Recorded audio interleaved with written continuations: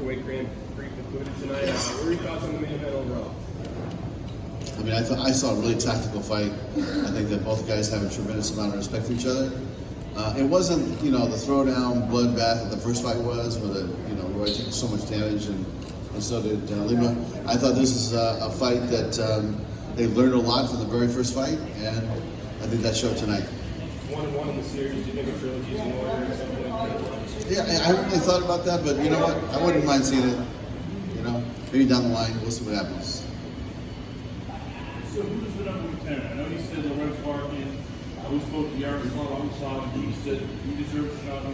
Who is there going to be a number 1 contender fight, or is it going to be Larkin versus Lima 2? Yeah, I mean, we're going to be taking Larkin to Japan to fight on the 29th on our show. And they're still working out the opponent, but he will be fighting and representing Bellator against Ryzen. So he'll be busy there. And then, I think that Douglas Lima would probably like to take a couple months off. And then we'll figure it out. But I think Larkin's, unless he loses in Japan, he's probably the number 1 guy in the slot. Speaking of Japan, any word on when Koji or Gucci's going to defend your belt? Yeah, that's not. I mean, when he defends his belt, it's going to be here, and it'll probably sometime in the second quarter, or actually the first quarter of next year, because I found out the Ryzen schedule.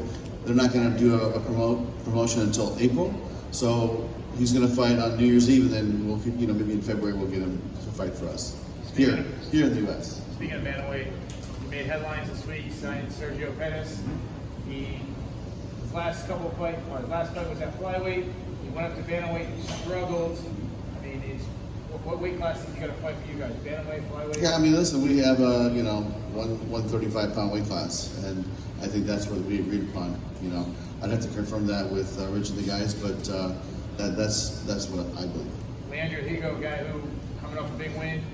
I spoke to him. He did a video, called out, said he wants the first one. He said he's taken every big fight since he's been in the organization. He said he wants an easy fight, and Sergio's that fight. He says, "Are you interested in that matchup?"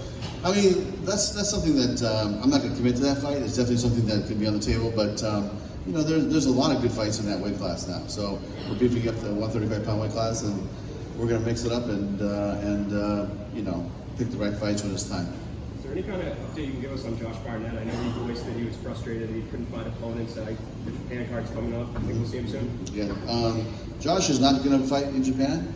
We know that for sure, only because of the timing and right now they don't have any heavyweights for Josh to fight. So our fight card with Fedor and Rampage and Chandler and Benson Henderson, and then the 3 fights with Ryzen versus Bellator. That's already a 5-fight card. It's going to be live on Paramount.